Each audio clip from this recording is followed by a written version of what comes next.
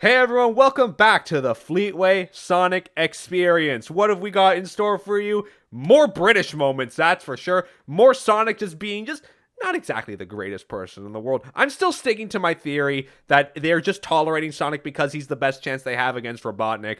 You can't prove me otherwise, because why would they keep him around?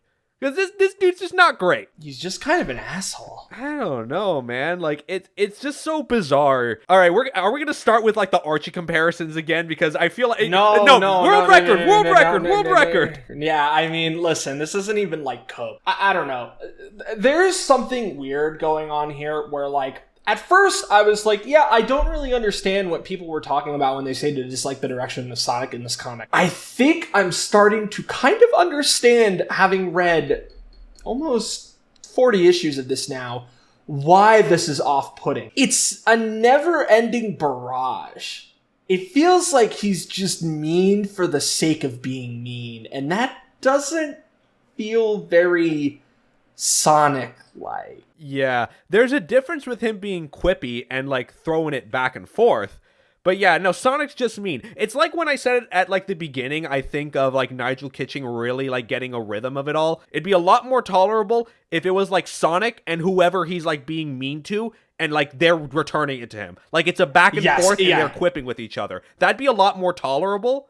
But here, it's just Sonic being an asshole for the sake of it, and that's not fun. Yeah, I think that's kind of the big problem I have. It's like, characters just take it. And I don't like that characters just take it. One of the things that makes Sonic characters fun is that they bounce off each other. This is just good. This is, at least in my opinion, good writing in any sort of medium. When your characters can bounce off each other and have dynamics, it's like, whatever. But we're talking too much. Let's read. Sonic the Comic, issue 32. Our first story brought to us by Stringer and Casanovas. We open on just some, like, wizard dude from Ultima popping up and floating over the grass. And he arrives in Emerald Hill. And all the animals come towards him saying, hello, mysterious traveler. Who may you be? And he introduces himself as the mysterious traveler. Right. Okay. Well, this is certainly the character of all time. Sonic and Tails arrive, asking who this person is, and this traveler says they actually arrived for Sonic, and unfurls a blanket showing a monitor. Jump into it, and you will gain mega coolness beyond belief. And our boy Sonic here, not buying it at all. I can't get any cooler unless there's a severe temperature drop in the whole universe. And this guy, Sonic, thinks he's working for Robotnik in some way. Whatever you got, your plan's not gonna work. They go back and forth, and Tails figures, well, maybe this device can make me as cool as Sonic is. And he jumps into it, gets sucked in. Our boy's going right into the Midnight Channel. Okay, that's actually a little too on the nose. Why did I say it like that? You know, I do want to bring something up, by the way. Slight diatribe. So is it just me, or is the way that Tails drawn in this comic just not... I think the issue is less of, like, the design and more the fact that his fucking legs are so big. He is long Tails. Long. Yeah, no, that's an interesting point. I guess that's just on Casanovas at that point, because, I don't know, all the artists have their own little quirks, but some of them are more glaring than others. I don't even think it's a bad thing. I just think that, like, long Tails and, like, you know that one image of, like, Ken Pender's Tails where he looks like he's, like, I don't know, it's like a specific panel of him, like, where he just looks like he has, like, the most, like, ridiculous, like, puff cut.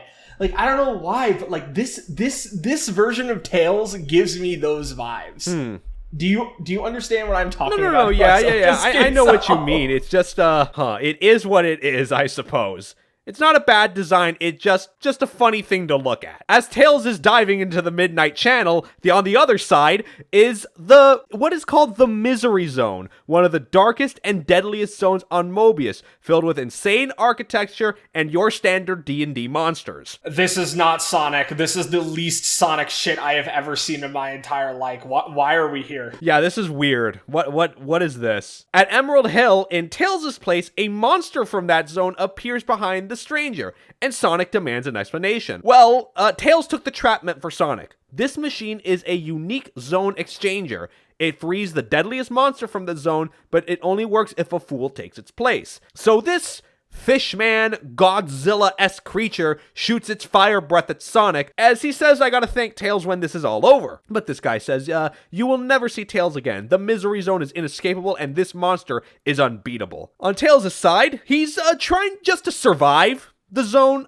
His objective, survive. He's got the feeling that this guy may have been lying about that monitor. If this is mega cool, I'd rather stay uncool. I'm sure there's like a stay in school, don't do drugs message in here somewhere. Carrying on. In Emerald Hill, this Godzilla creature is on a rampage. Sonic can do nothing more about it, but he just kind of takes it more of a challenge of it being unbeatable. He spins into the monster's stomach and can knock it off balance, but that only makes it angrier. Alright, Sonic says. You might be invincible, but are you happy? I don't know about that, as he dodges a hit. And, well, the stranger then tells this monster to unleash its Polluto breath to destroy Emerald Hill, and report this victory to the master, Dr. Robotnik. And yeah, Sonic sussed the situation out, sure. The guy who wanted Sonic gone because he's the only one smart enough to deal with this problem. Sure, I can't stop the monster, at least I can send it back, and leads the monster back into the monitor as the monster begins to release its apocalypse breath.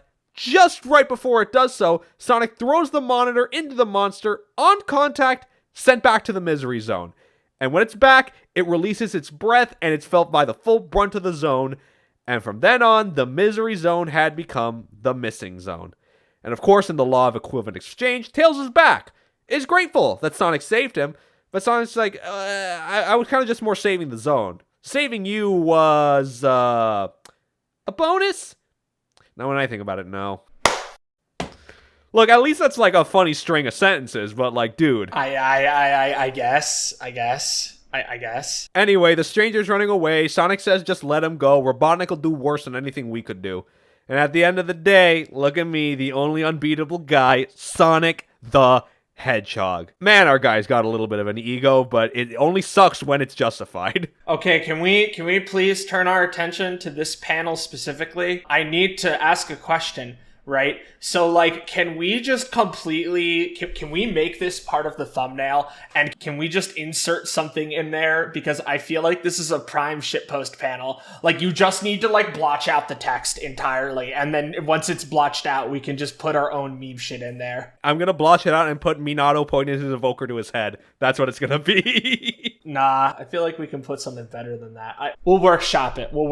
You guys will see it when the episode comes. Yeah. This was a fine story. I don't have much to say because it was just that fine. Nothing special. The zone is weird. Our sub stories. What's coming up next? This is just boring. You think? I just couldn't get into it.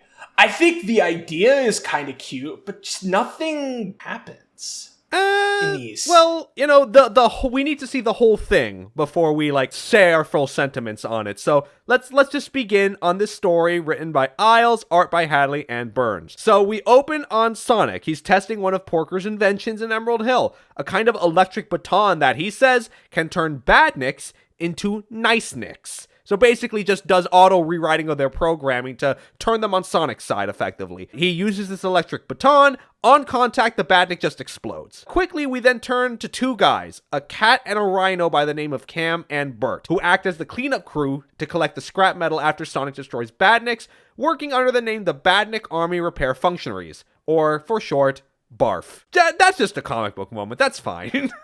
Yeah, I don't have a problem with the name. This is targeted towards kids. Haha, barf, funny.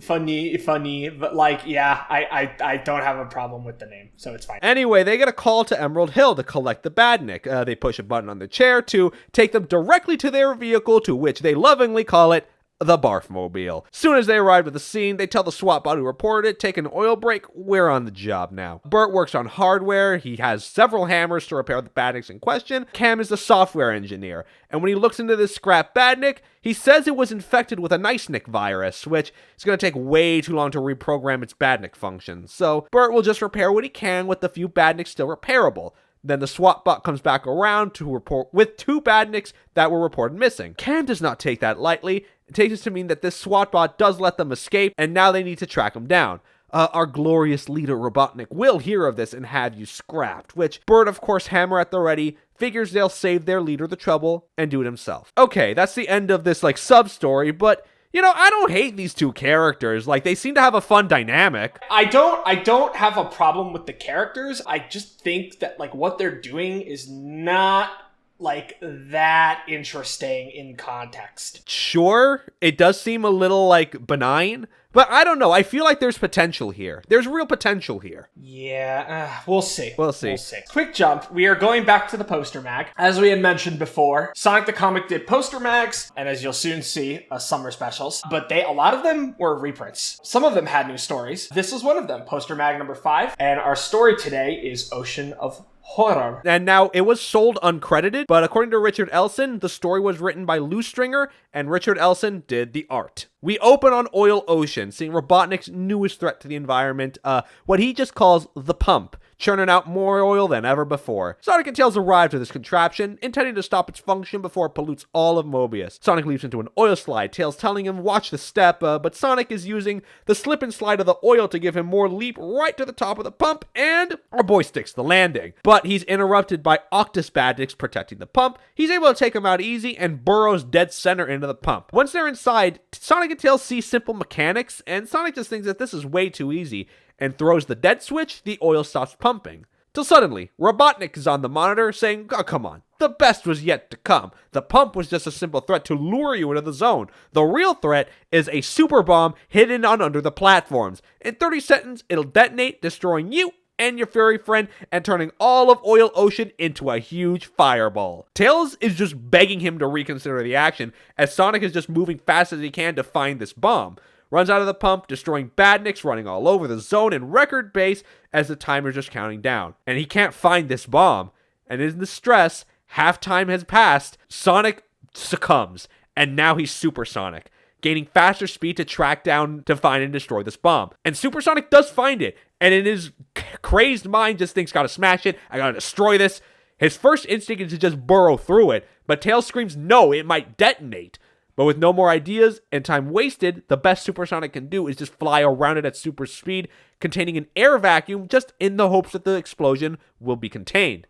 And in 3, 2, 1, the bomb actually doesn't go off, and Sonic turns back to normal real easy. Tails starts to fly Sonic out, saying that he was able to keep Supersonic stable and not detonate the bomb. And Sonic's just like, well, I'm never able to remember what happens when I'm Supersonic, otherwise I might have to thank you. And as for Robotnik, of course, he swears revenge for this day. That's the poster mag. Not a bad story, all things considered. Short and sweet. Supersonic, very contained. But it's so funny. Supersonic power scaling in STC is on another level. It really is. Yeah.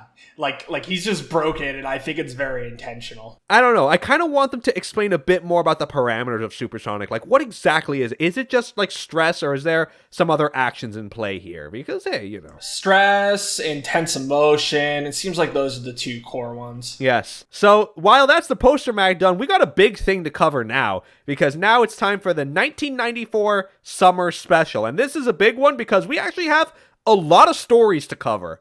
The whole comic is Sonic themed. We're going to open our first story, Nigel Kitching writing and Rodriguez doing the art. In the Freedom Fighters base, they're met by a visitor who slid down blindfolded. This person by the name of Mr. Stripes was brought in by Johnny. He says suddenly his son left home one day to join this cult, followers of Dr. Sun or something.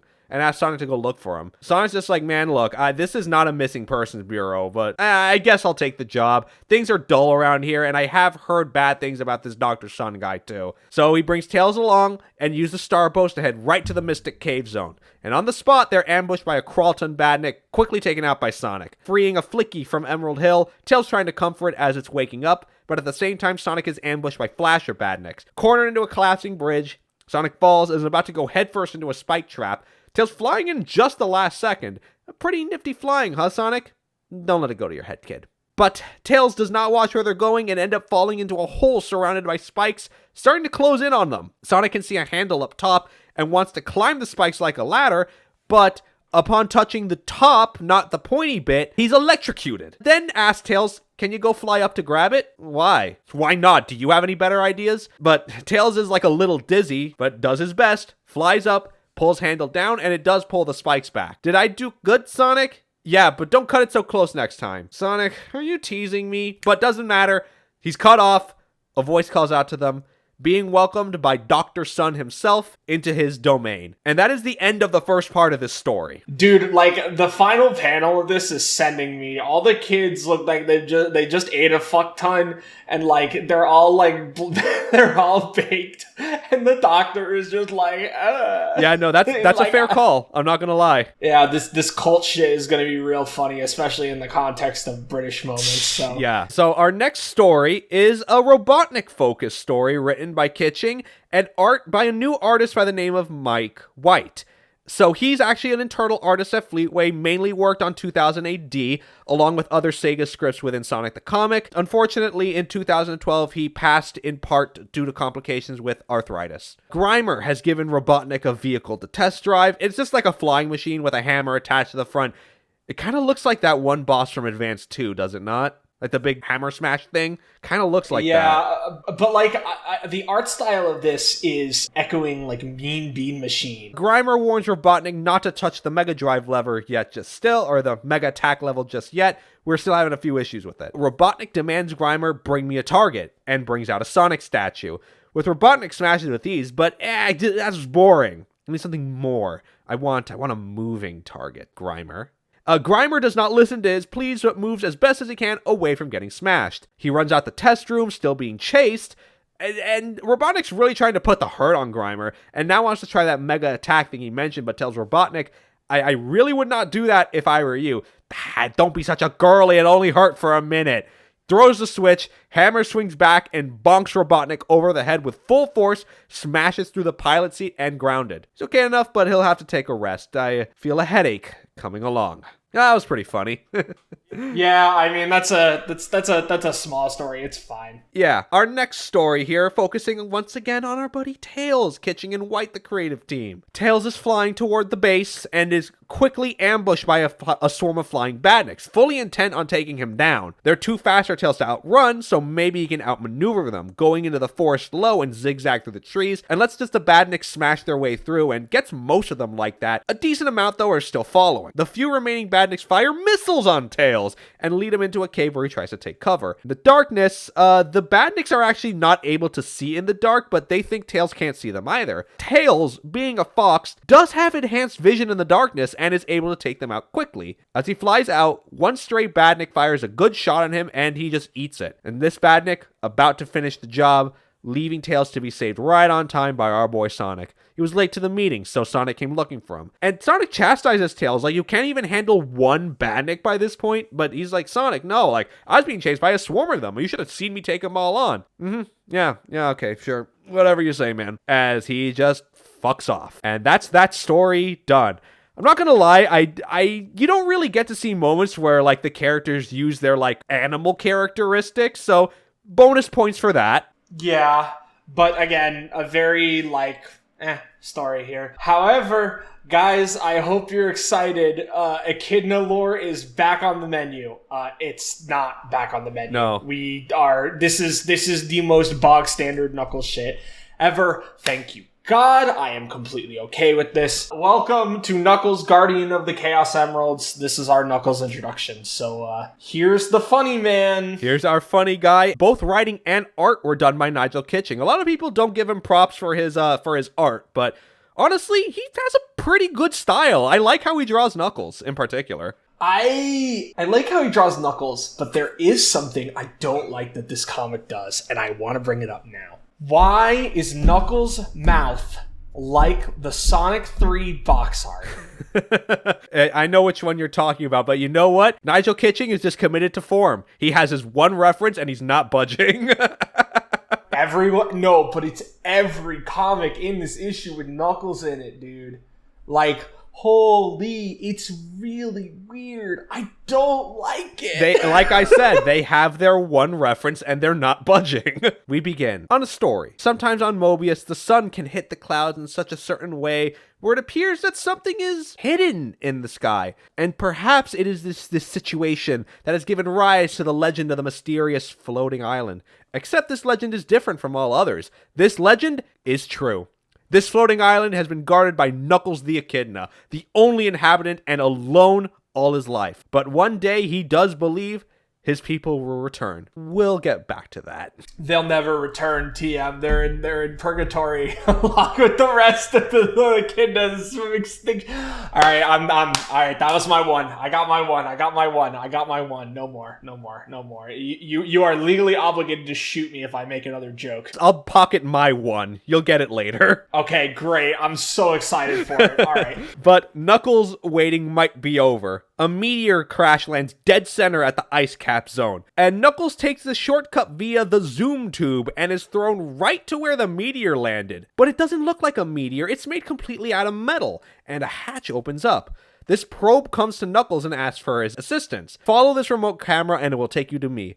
Knuckles asks if he's one of his people, but he responds, "Oh no, I am merely a humble inventor." Inside this metal meteor, let's call it, the place seems to be a total mess. The camera says this plate was a satellite harmlessly orbiting the planet until suddenly the main engines failed and crash landed to the surface. But being led back, Knuckles explains, "No, you're not technically on the surface. You're dead center on the floating island," which takes this to mean this person he's talking to is the legendary Knuckles the Echidna, guardian of the sacred Chaos Emeralds, right? You mean you have all the Chaos Emeralds on the floating island, right? Well, of course, how else will the island be able to fly? And that's where Knuckles arrives to the lead point, this person pinned down by some pipes, of course being Dr. Robotnik, and says, "Knuckles the Echidna, I have vital information about an evil, deadly menace. A deadly menace known as Sonic the Hedgehog." So this is our little prelude to our next major arc, let's say. Yes. I hope you guys are ready for some S3 and K shit, because it's about to go down. Now we have to talk about Back to Sun Part 2. And Kitching and Rodriguez finishing the story. So Sonic and Tails meet this Dr. Sun, and they're asked why you're there. To rescue one of my followers, I assume. Right. This guy's dad, Mr. Strife, sent us for him. And asks Sun, "Well, do you wish to leave?" Asks this kid directly, and he says, "No. I like it here." Dr. Sun says he's been offering shelter from the despot Dr. Robotnik and offers to show Sonic and Tails his domain. Inside, there's a bunch of recreational activities, a library full of comics, a gaming room full of all the latest releases. Of course, we see Mega Drives littered over the place. What else do you expect? Further in, there's the Salvation Doorway, where the young people are ready to fully join my order. They enter the inner sanctum. Perhaps you would care to join us and stay here to learn the meaning of life? Exactly. No, sorry pal, got an evil dictator we gotta take care of. Sonic and Tails begin to leave, but without the kid. Sonic figures, well, look, we can't just drag the kid away kicking and screaming. But there is something weird though. That Sun guy did say exactly as exactly. There's only one guy I know who would say it exactly like that.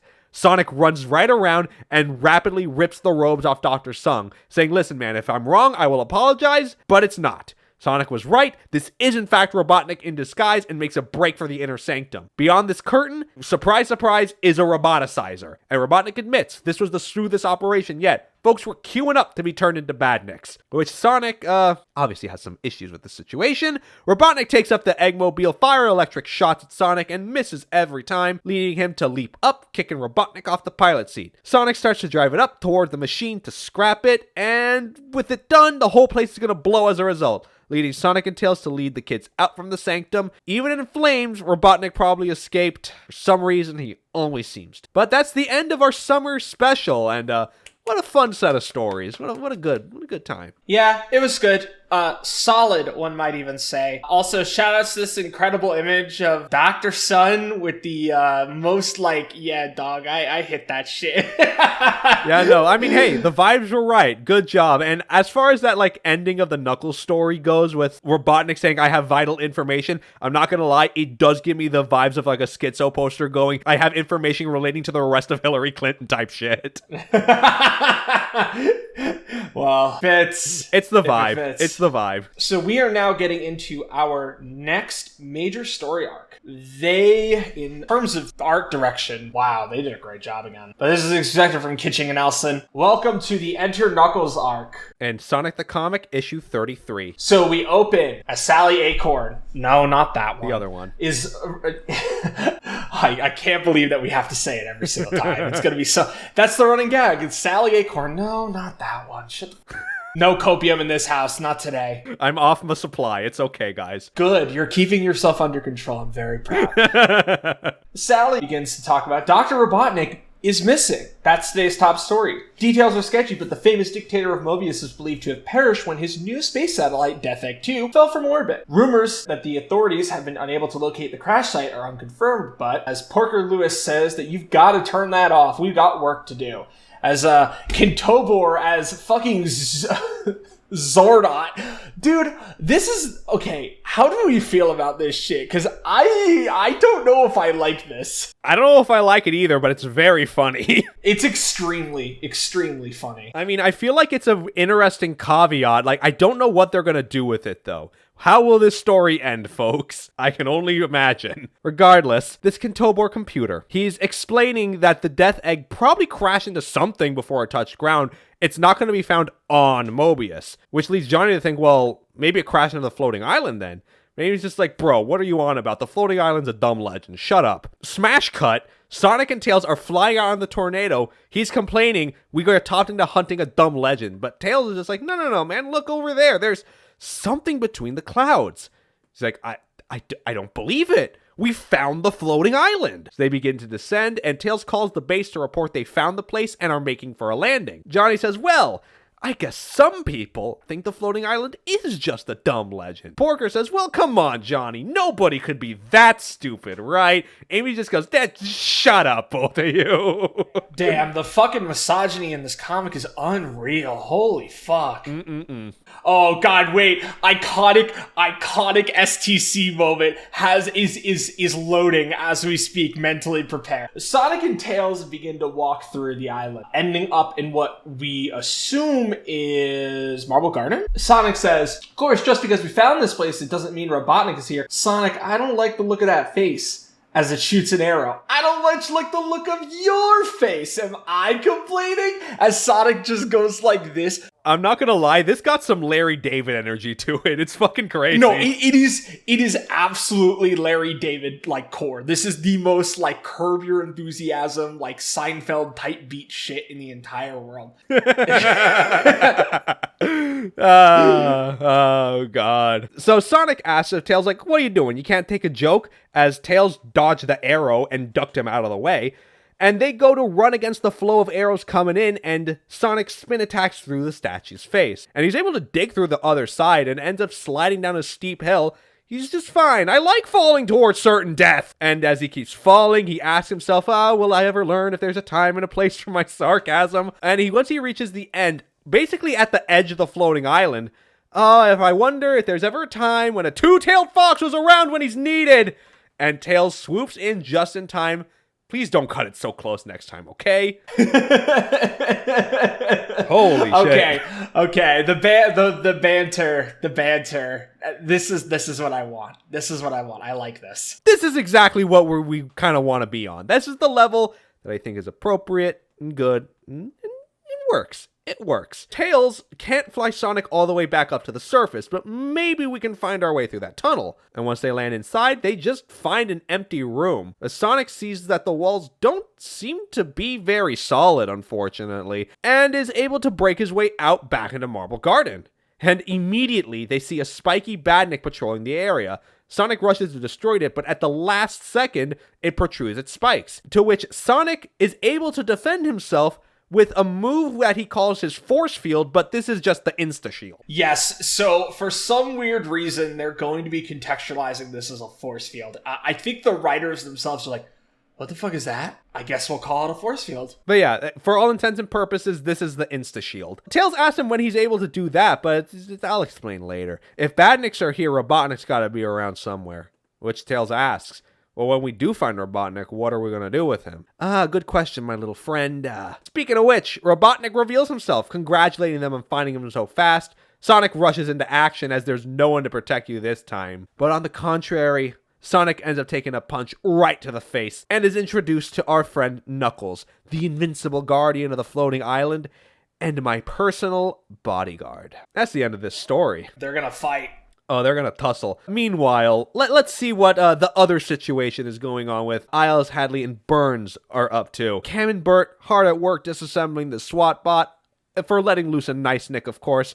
Before moving on, they decide to do a little art project and creatively reassemble this SWAT bot into a fucked up looking scarecrow. And now, wasting just the right amount of time, they gotta hunt down those nice nicks. They find a swarm of badniks and they don't know how to differentiate the nice ones from the regular ones, so they use a small sonic balloon to test their targeting systems. All badniks are programmed to attack Sonic. Let's just see who does it more peacefully. Pause. Did you realize Cam was female?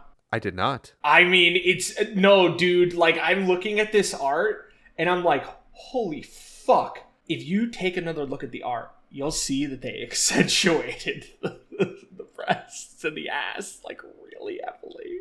We already had a full of this in another time. We don't need this now. Yeah. Don't need let's this. just move on. Let's just move on.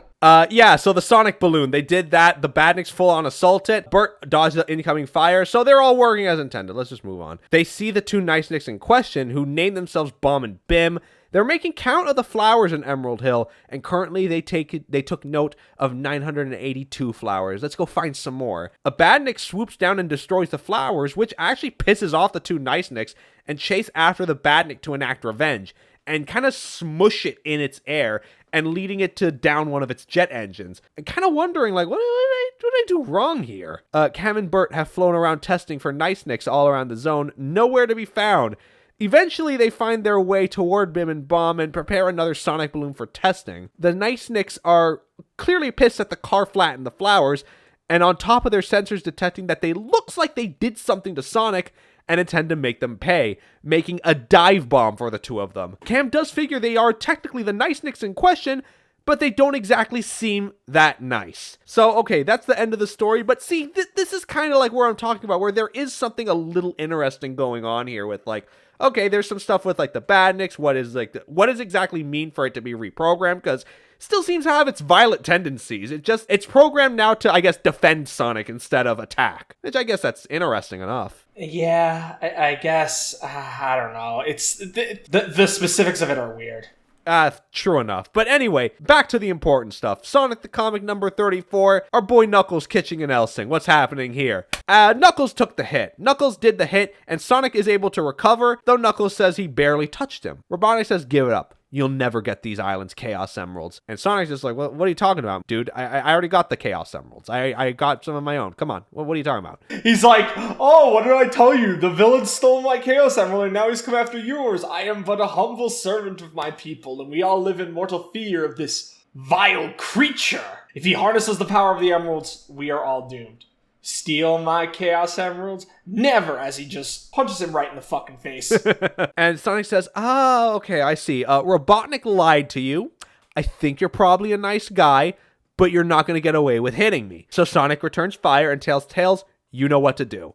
And he flies up and away. Sonic dodges the hits Knuckles is giving, but Knuckles says he doesn't need to be fast. All I need to do is this. And punches the ground, opening a fissure in the earth right under Sonic's feet. His return is to spin right around to Knuckles, causing a pressure chamber around him, and after increasing pressure, fires Knuckles out of the air funnel. This is that same scene from Sky High, just done differently. That's so, why would you bring that up? Every time I see something like this, it's just that. It pops in my mind. I don't know why. One day a therapist will figure this brain out. Until then, you're all stuck with me. I'm so sorry for your loss. Anyway, so yeah. Knuckles in the air, then dives headfirst into the earth and just starts digging. Oh, this guy's good, Sonic thinks, but I'm better, and follows Knuckles underground. Robotnik, he's commentating like he's a UFC commentator. With Knuckles underground, he's quite at the advantage, but the surface is rupturing like nothing. Ruins are being destroyed. What is going on under there? But the fight ends with Sonic punching Knuckles right up out the ground, and Sonic's following to say he's no match for this hedgehog. Knuckles just gets up and is like, oh, what? I didn't even know the fight started. What are you talking about? Are you ready to give up? No way, buddy boy. Suits me. Me too. But from above, Sonic sees that Tails is flying in the tornado. Right on time. For once. Why are you letting your boy catch strays like that? Why are you giving him the strays? Never ending fucking strays. Our boy can't even defend himself. Show some mercy. Hey, Knuckles, I'd really love to play some more, but I got something to take care of. Go for it, Tails! Robotnik runs away, panicking, as he says, what are you trying to do? And then Tails says, well, since you asked, how about this? As he drops a net on Robotnik and bags him. He screams, Knuckles, rescue me! I'm sorry, you know what, the voices have struck, I have to say it. This is now Jujutsu Kaisen Slander Hour, I'm sorry. This is now Fraud Kuna posting, Maharaga, save me! Nobody, listen, if you understand that joke, you'll laugh, but if you don't, that's okay. Don't worry about it, just ignore what I said. Something Knuckles domain expansion, I don't know. Potential man. That's it.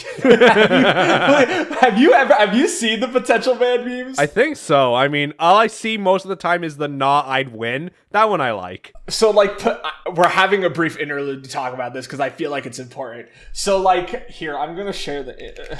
Yeah, sure, I'll put it up. Why not?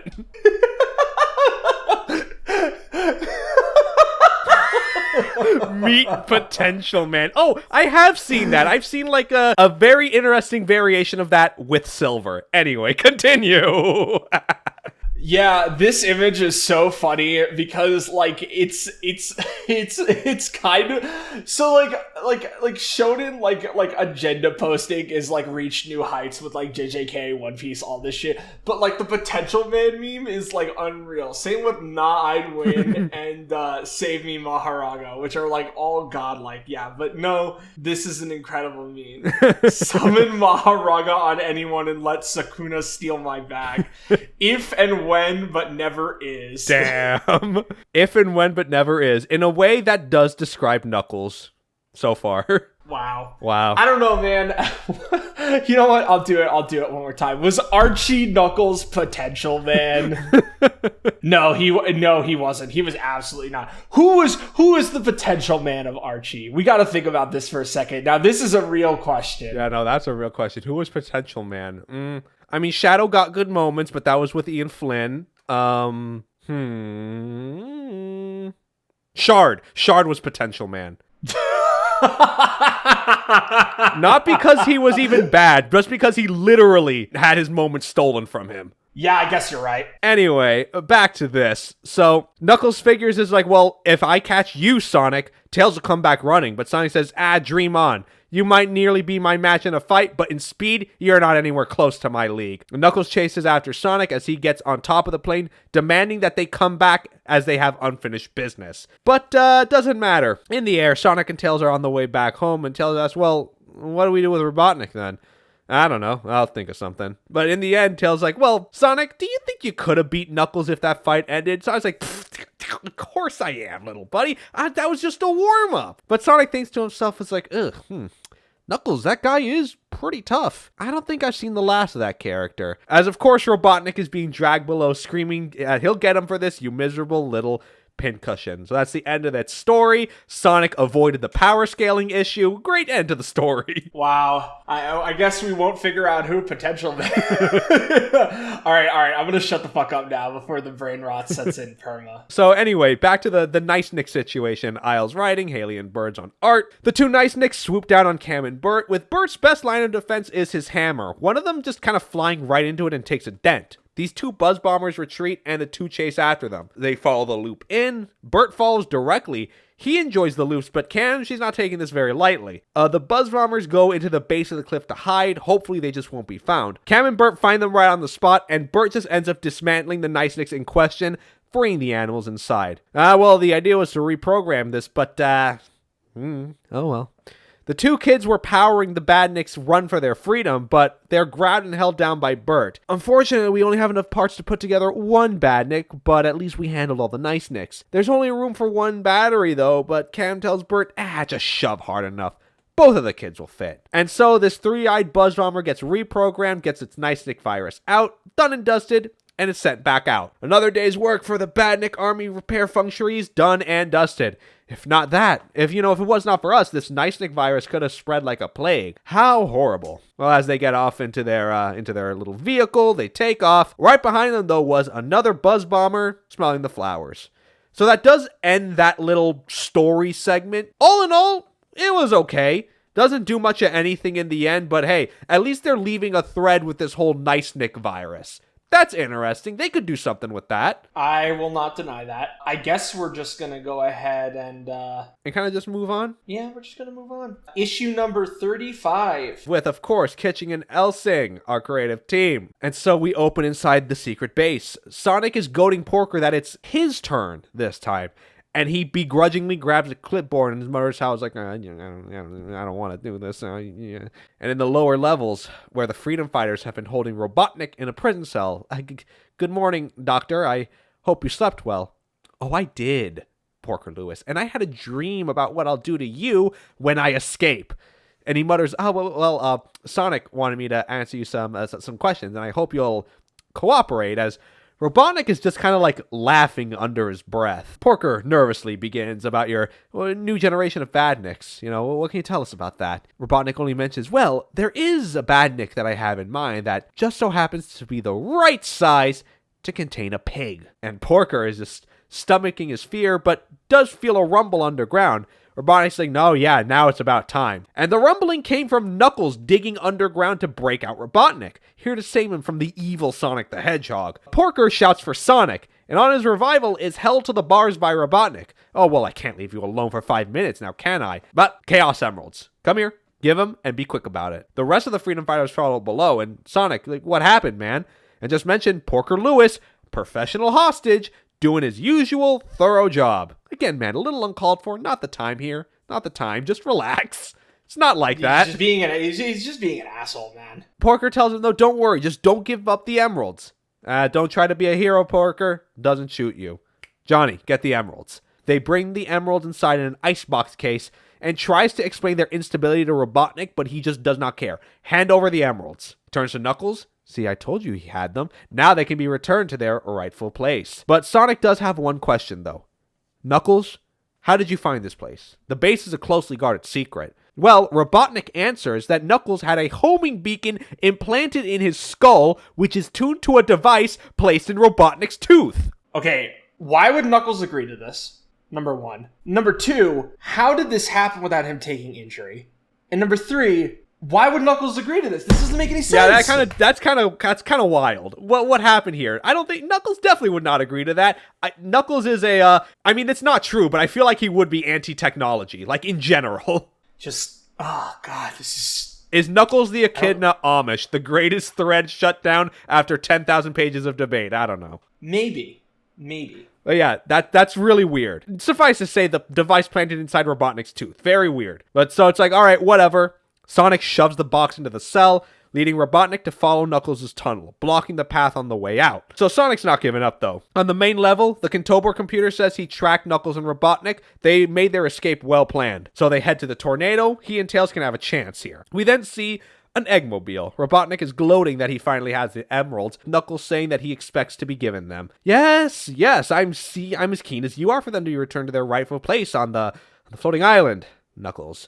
But he looks behind. Knuckles says that they got company. The tornado's right on their tail. Sonic on the wings gets one good hit in and breaks off its rockets, causing a crash landing just off the edge of the island. This capsule, though, is unmoving, thinking that they may have not survived the crash. But Knuckles breaks the glass towards Sonic. This is it, Hedgehog. You've gotten in my way for the last time. End of that story. Woo! Things are heating up. All right. Things are heating up. They are gonna brawl the fuck down. Now we move on to something a little different, folks. We got another Tails-focused story. This one featuring my personal favorite, Miles Constantine Prower. This shit had me like scratching my head. So is the Tails angle just gonna be we are going to put Tails in a bunch of different random ass fuck scenarios and we're just gonna see what happens with various themes? Because that's really what it feels like. Like we have the medieval shit and now we have Blade Runner.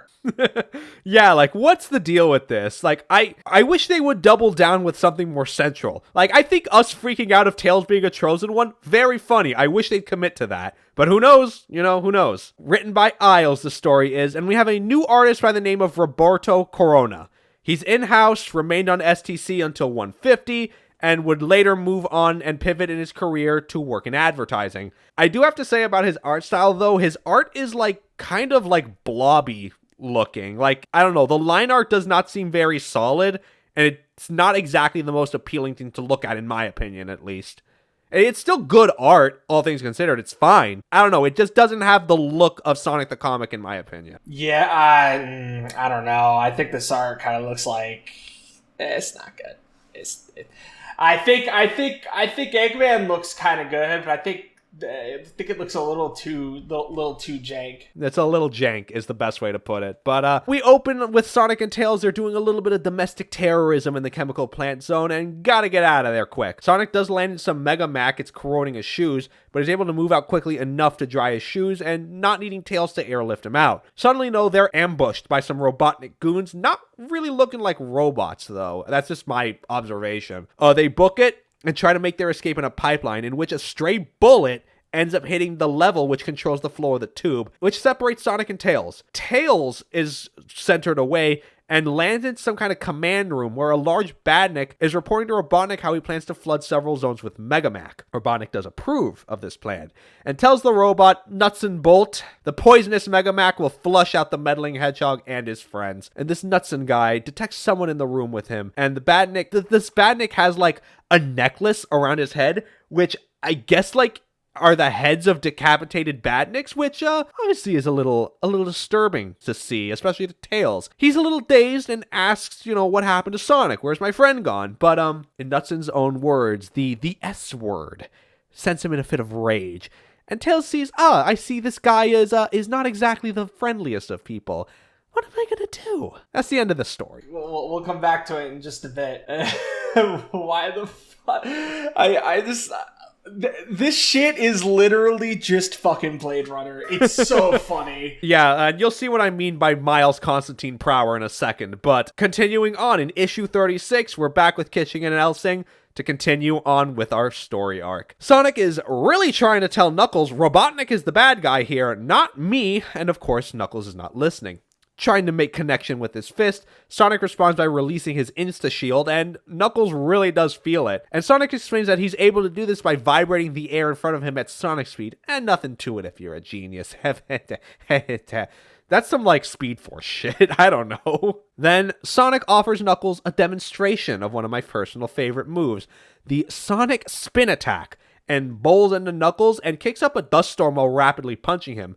You're no match for my speed, and while Knuckles is not contending that, right now getting the emeralds to safety is more important. I've lived alone on this island all my life, and I know all its secrets. If you want to defeat me, Sonic, you'll have to defeat the entire island. And pushes a pressure switch, this large rock hand pops up from the ground and just holds Sonic in place. And that is able to trap Sonic for now, and Knuckles leads Robotnik into the Zoom Tube. It'll take us directly to our destination. Keep a hold of the Chaos Emeralds, if you will. And Sonic is pleading for Tails' help. Feels the hand crushing his body, and Tails can't do anything to pull him out as Sonic just suddenly starts to go limp, air escaping his body. I'm just fucking with you, buddy. What? In this critical moment, what possessed him to be like, nah, I'm just gonna fuck with Tails? Dude. And Tails is like, yeah, Porker is right. You have a strange sense of humor. Sonic does a twister move in place and breaks the hands to his freedom. Alright, well, if Knuckles thinks I've been beaten, though, we have a chance to catch him off guard. Meanwhile, Knuckles and Robotnik have arrived at the holding place at the Chaos Emeralds, the Temple of Chaos. Knuckles... So where's the Master Emerald, guys? Hold that thought. We'll get to that. Knuckles has his own set of 6 Chaos Emeralds. So 6 plus 6. What's going on here? Knuckles says according to legend, the 6 Chaos Emeralds were actually split in half into 12. If only we could find the missing gray Chaos Emerald. Without that, I cannot control the Emerald's power. But Robotnik says he's made a device to simulate a controller and fuses the 12 Chaos Emeralds back into 6. And finally, he absorbs the power of the 6 Chaos Emeralds into himself. And Knuckles is shocked to see Robotnik grow into a giant. Did you really think I would leave the Chaos Emeralds with you when the Emerald's power makes me invincible? Sonic and Tails arrive a little too late to see this scene unfold, and with the Chaos power, he can do anything. With a point of a finger, he fires energy out and turns Tails into glass. Sonic is able to quickly catch him in the air, hoping that this will not be a case of 7 years bad luck. Knuckles shouts to Robotnik, "Hey, before you destroy us all, there is something that you should see." Pulls to the back, the gray Chaos Emerald. Not even a page has passed until Robotnik realizes, oh, you lied about it being lost. Well, yes, he who holds the gray Chaos Emerald controls the others and uses it to negate Robotnik's power and sends him back to Mobius. Number 1. This was a concept that was directly pulled from the Sonic Bible. We know this. The Gray Emerald being the control emerald was only ever mentioned in the Bible and this media. Instead of having the Master Emerald, this gray Chaos Emerald technically serves as the Master Emerald, as the controller emerald. So, okay, but another thing I do want to bring up is the Chaos Emerald, the Gray Emerald, sending him back to Mobius. Fellas, can we make this call? Is that not Chaos Control? You know what? Listener, you think of that. You come to your own conclusions. Let us know in the comments what your opinion is. What is this? What was he cooking? Tails asks when Knuckles realized Robotnik was lying to him, and Knuckles honestly says, I'll be real with you, I don't think I ever did. But I knew Robotnik would reveal the truth when he had the emeralds in front of him. So Sonic offers Knuckles, oh, well, why don't you come back with us and join the Freedom Fighters? You could really be a big help in the war against Robotnik. Knuckles declines. Your war is of no concern of mine. It is foretold one day my people will return from the stars. And I will be here waiting for that day. So they leave the temple. Knuckles stays behind as we see him praying. Tails says he does feel bad for Knuckles being left all alone, and Sonic does agree, but I really don't think we've seen the last of him. So that's the end, seemingly, of this whole story arc. So another interesting to point out. My people will one day return from the stars. Folks, what does he mean by this? Is this metaphorical or is it literal? Are you ready for the Echidnas to roll up in spaceships? Are you excited? Are you ready? I don't know, man. Already having Knuckles being featured, I mean, it's not so early on. Like, this is a healthy time to introduce Knuckles. And, you know, Sonic 3 and Knuckles just came out, yada, yada, yada. But, what's going on here? Where did this whole thing about the Echidnas being away, they're in space? Maybe this has more connection to Archie than we realize, folks. No. Just, I will let them simmer because I'm interested to see where this goes. So, let's move on to our sub-story, Isles and Corona, once again. Knudsen is about to capture Tails, as suddenly, a flash grenade is thrown up from a sewer hole. He's flashbanged, and the person who threw it grabs Tails and yanks him down. This person introduces themselves as Sob. Oh, you had a pretty close call here, Zone Runner. Huh? What's a Zone Runner? Well, someone who travels across zones in the fight against Robotnik. Yeah. Blade Runner. Yeah, gotcha. Yeah, welcome to Blade Runner. Sob notices Tails must have lost his... We got a stash right over here. We'll have you kitted out in no time. Oh, well, okay. Who are you again? And, you know, Sob gives their name again, but Tails like, no. What are you doing here? Oh, well, I'm the leader of the flock. We were once a proud tribe living on our own in harmony with the zones until Robotnik revived with his machines and destroyed our lands. The chemical plant zone was built on top of their land and were forced to grow underground to fight. They arrived at the stash. There'll be something in here for you to use, Zone Runner. And Tails just says, hey, can you just call me Tails? Everybody... Okay, most people just call me Tails. I don't really know if I need this stuff. Most notably being an ill-fitting trench coat. I'm not really a Zone Runner. You travel around the zones fighting Robotnik. Well, yes, but then you are a Zone Runner. Sob brings Tails into an elevator, brings him down to the ruins of the zone where the rest of the flock hides out. So Sob tells everyone, this Zone Runner here has discovered Knudsen's plan to flood the surrounding zones with Megamac. A spy cam dismantles the barrier which keeps the Megamac out from the zone. A simulation is also shown to see what happens if the plan succeeds. Zones surrounding the area will be uninhabitable if this occurs. The flock moves out and drags Tails along. It may just be best to show me the way out of chemical plants so I could find Sonic. Really, he should be doing this. I'm not very brave at all. But Sob's like, no, you're ridiculous. I found you fighting Knudsen Bolt while the Sonic was nowhere to be found. I wasn't really fighting Knudsen. If anything, he was going to turn me into a fashion accessory. And that's the end of that story, ending on a little quip. As fun as the story beat of, like, Tails being a misunderstood hero and bumbling his way into success, that's fun and all, but, like, can we spice it up a little bit? We need a little bit of spice here. A little bit of spice. But I don't know if we're going to get that. We will see in a second. However, I think it's time we move to a more pressing issue. So if you remember, Robotnik actually knows the location of their base. It is going on a full frontal assault in Sonic the Hedgehog issue number 36. Kitching and Elsing, our creative team. Of course, we cold open, Sonic and the Freedom Fighters packing up the secret base, loading stuff into the tornado. Porker is desperately trying to copy the Kintobor data back into the ring they pulled him from, and Johnny keeping watch. Yeah, no doubt now, Robotnik knows where our base is definitely,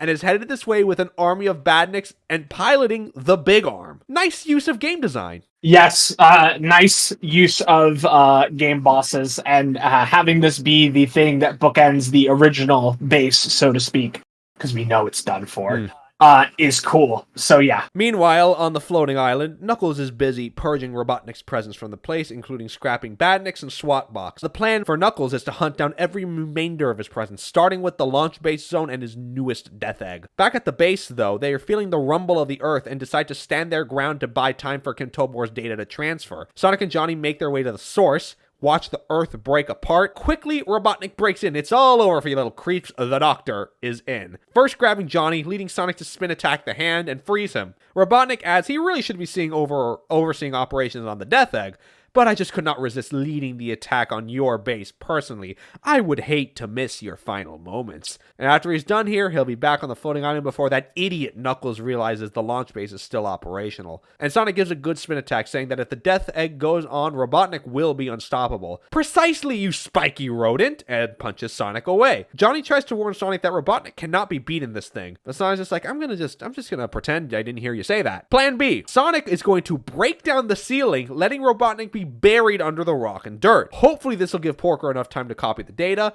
He and Johnny go back up to the computer room, and yep, the data copied successfully. He's back in the ring. They're ready to head out and catch up with Tails. But Robotnik breaks easily out from the rubble and calls it enough. He calls to check in the floating island. Grimer, report. Knuckles tried anything yet?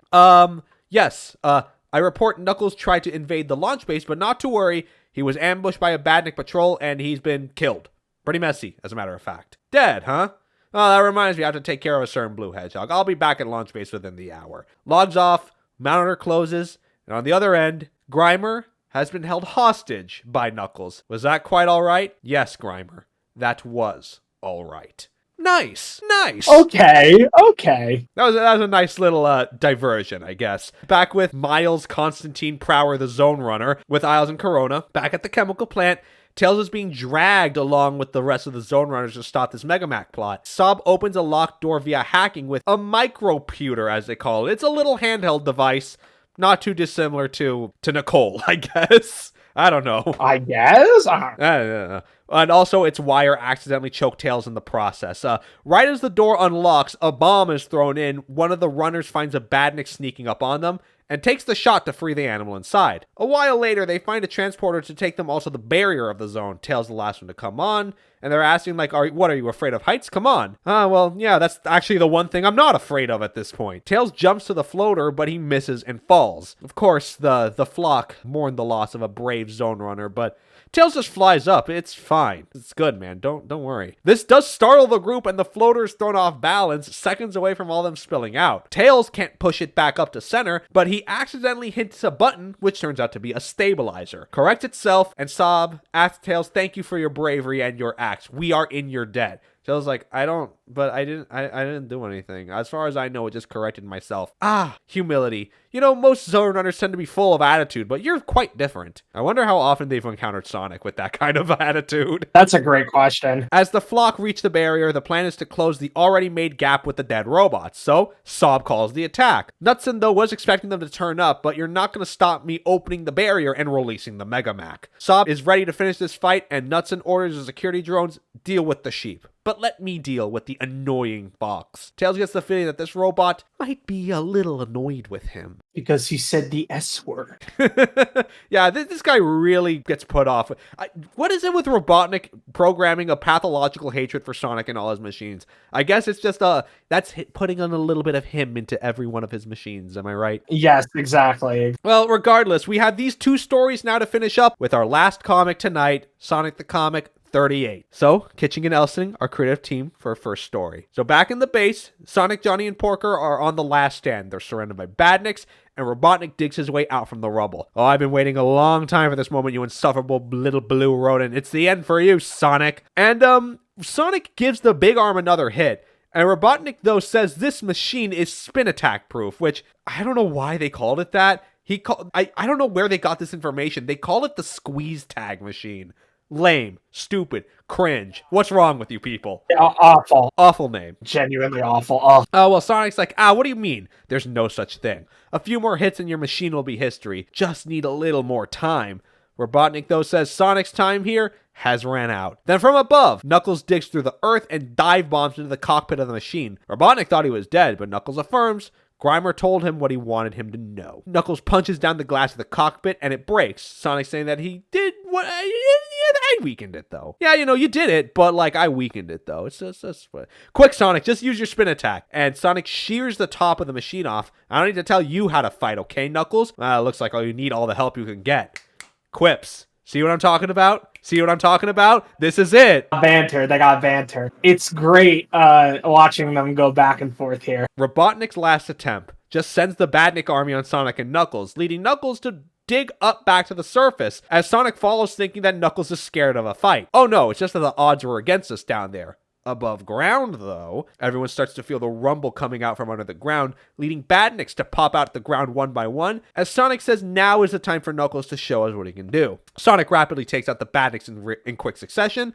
Knuckles, though, thinks he's not as flashy. I got my own methods as he's punching down Badniks. Johnny's doing his best to keep Porker and Kentobor safe, though Kentobor is freaking out a little bit as he can't see, he's still contained within the ring. But from behind, Johnny sees Robotnik has sent for reinforcements, SWATbots coming in on a tank. And then we get a full-page spread of Sonic, Knuckles, and Johnny just beating the shit out of all Badniks surrounding. Unfortunately, Robotnik used the confusion to escape. We don't really get these full-page spreads in Sonic the Comic often. I guess it's just because of the page count that every little bit counts, But this full page is another really, really, really good one as it shows the boys fighting, and by God, it's beautiful. Yeah, we love it. Richard Elson, you really do wonders, man. Good lord. After the fight, Sonic asks Knuckles, why did you even come here? I thought you had no interest in fighting Robotnik. Yeah, that's still true, but Knuckles thought since he was responsible for bringing Robotnik to your base, I thought it was my duty to help out. Sonic though is like, look, listen, I do not, nor do I ever need anyone's help. And Johnny's just like, dude, please shut the fuck up. Don't start this again. Knuckles hops into a left-behind Eggmobile to go back to the floating island. I need to purge all traces of Robotnik from it. He flies away, and Sonic calls the day over. Well, now we gotta catch up with Amy and Tails. They're probably worried about us. And later out, Sonic, Johnny, and Porker do find the two of them getting ready to move after teaching Robotnik a lesson. The Freedom Fighters will now be staying together in this roving caravan branded with the name Bob Beakey's Traveling Circus. Porker driving, they're donning, how shall I put this, disguises of a certain ethnicity in order to get past the Robotnik checkpoint. Yes. Totally. This is a certified British moment. They are looking, these SWATbots are, for the traitor of Mobius, Sonic the Hedgehog. He's reported to be in this zone. But Porker swears up and down we have not heard from him. We've not seen him, no nothing. And upon the SWATbots checking into the caravan, they give the all clear. If you do hear of him, you must let us know. And as they are let out from Emerald Hill, Sonic wonders what's worse, being forced out of our base or having to see Johnny wear that ridiculous mustache. What? I think it makes me look distinguished. Well, that's the end of the story.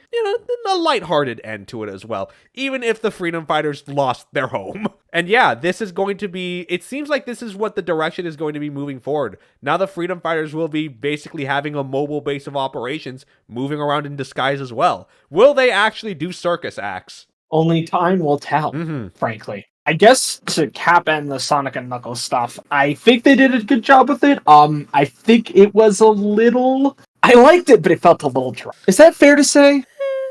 Yeah, I think that's a fair call. I do think it's a little eh. It did the job. I don't have any notes against it, but it could have used a bit more like oomph to it. You could have used a little bit more spice to it. If there's something I'm noticing, we're almost 40 issues in, and it feels like the comic is still sort of in a limbo state. It's in that early era state.